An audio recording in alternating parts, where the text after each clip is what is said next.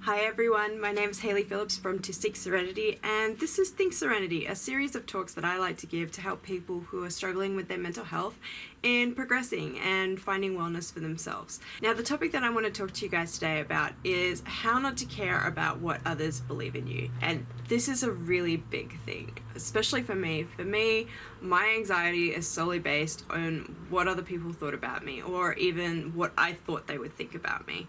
And it's a really hard thing to do, especially, a lot of us have grievances and stuff from when they were in high school and primary school. For me, that was always the case. It's the root of my social anxiety, which is still got a bit of social anxiety. I'm working on it. But this topic really helped me. In fact, for this entire month, just thinking through the problem and helping to understand what is important and what's not is really, really super helpful. And so I hope that this video will be able to help you. So as I was researching this topic, I actually pulled up on this quote by Morgan Freeman, and the quote is, "Don't take criticism from anybody who you would not go to for advice." And I think that is so, so key. There are lots of people who might be commenting about you or to you or on social media, or they might say things to you.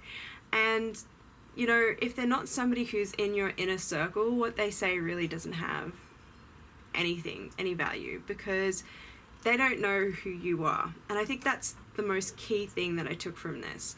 There have been so many instances where I've reflected on my life, specifically from high school and primary school, where some young girls and some young boys said some horrible things to me that completely shattered my confidence. And it could have been because they were jealous, or because something was going on at home, or they were doing it to be popular or amusing, or to gain a sense of power because they didn't like who they were, or they didn't like where they were going, or they had issues at home. And a lot of times people do that because they want to regain that power, because they want to feel loved, because they want to be idolized or popular. And it's not a true reflection of who you are. It's a reflection of them. And it really helped me see that their comments really just had no value, because they didn't know me. They didn't know my story. They might have heard about one chapter of my story, or a single, paragraph of my story, but they didn't know the whole picture. And it really comes down to confidence and how you feel about yourself. Your self-worth comes from who you believe you are and what you stand for. And you might not be perfect, and you will make mistakes. And in fact, in high school, I made some mistakes, and that might have been the reason why those people would target me. But I'm not that person now, and I'm never going to be that person again.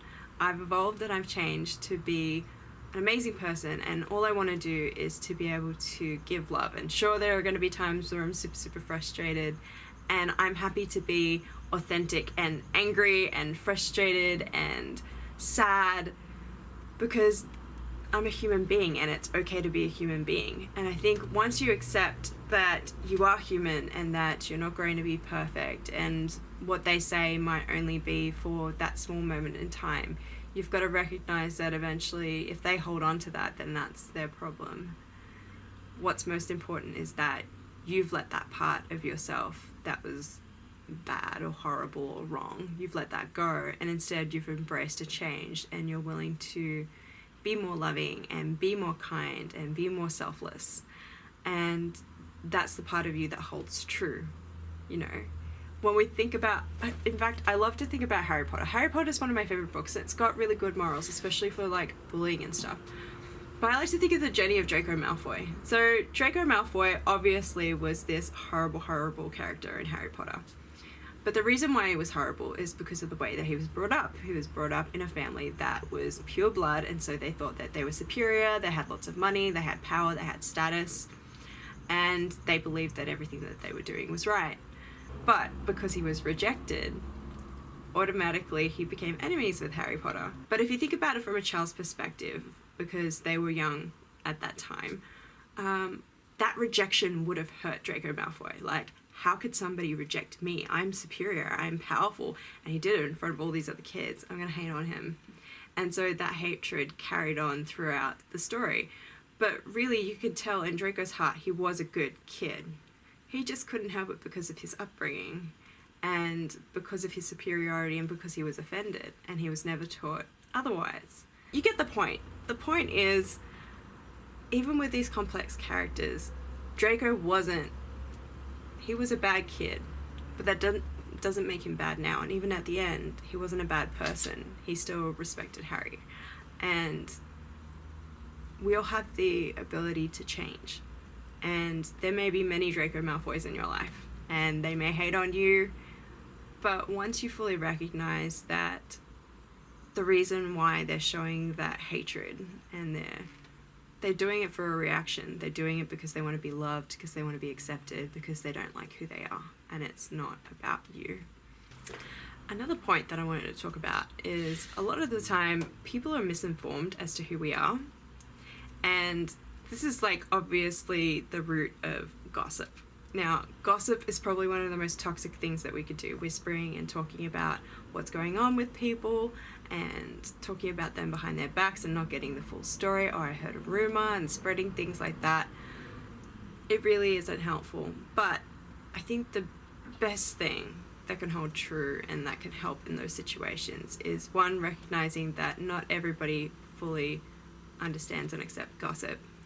And I'm going to give the example of tabloid magazines. There are heaps of magazines about celebrities, and a lot of them are made up stories and they're lies. And I think this is a really good example about how on a celebrity platform it's the same thing as gossip that we hear in and amongst people and friends. They do it because it's popular. The magazines do it because it sells, because people actually believe in it. But if you buy out of that, if you completely ignore those magazines, then what they say actually really doesn't matter, and you can see what matters really is what you put in the world. And so your job, once people start saying stuff about you, your job is to just go about your regular day and continue doing good. Because the more you go out and do good and ignore what everybody else is saying, you're proving what they're saying is wrong. And once they hear it and they see, yeah, so-and-so said this, but from what they're doing, that doesn't look like the kind of person that they are. And so your own value really does come from the acts and the things that you do. And if you make a mistake, probably the best thing that you could do is make an apology and accept and be like, you know what? I made a mistake. I did something wrong. Here's how I'm going to remedy that. Is there anything that I could do to make things right? Can I pay you back for something? Can I do some service for you? Can I make a public apology? I recognize that what I did was wrong, and I'm willing to make mistakes because I want to be a better person, and that's not who I want to be anymore, because that's what mistakes are all about. So you actually have more power than what you think when it comes to how you're perceived to a general amount of people. And it's generally those who don't have the full picture that will say things and that will not understand. But you can go over to them and you can tell them, look, I heard this is what's been going on. People have been spreading things about me. I want to let you know the truth. This is the truth. This is what happened. This is who I am.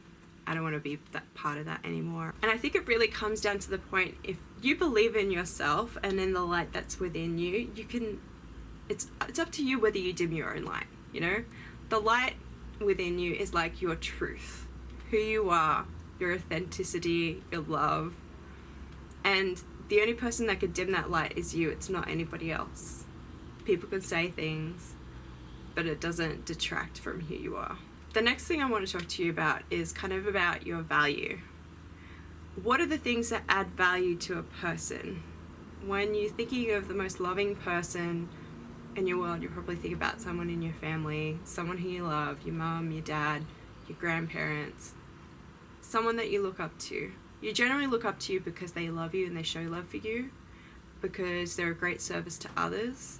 They're so selfless. They care more about others than they care about themselves. And it's those qualities that you need to emulate. So your value comes from the good and the love that you give. So think about yourself. If ever you're really, really down and you feel like your light is low, what can you do to help light others' lights and to bring them up? Because when you bring them up, you bring yourself up as well. So it's not about like saying bad things or being popular or wearing the best clothes, that doesn't brighten your light. Okay? It might dress it up a little, it might make it look fancy, but the brightness of your light comes down to how much you love and how much you're willing to show love and to give love. And love is spelled Time. How much time are you giving to the people around you? Okay, are you spending too much time on social media? Are you spending too much time on pampering yourself and making yourself look good? Yeah, sure, that's great. You're getting likes and loves on Instagram and stuff and on Facebook. But that doesn't attribute to your value. That attributes to your look. But your value is more than how you appear.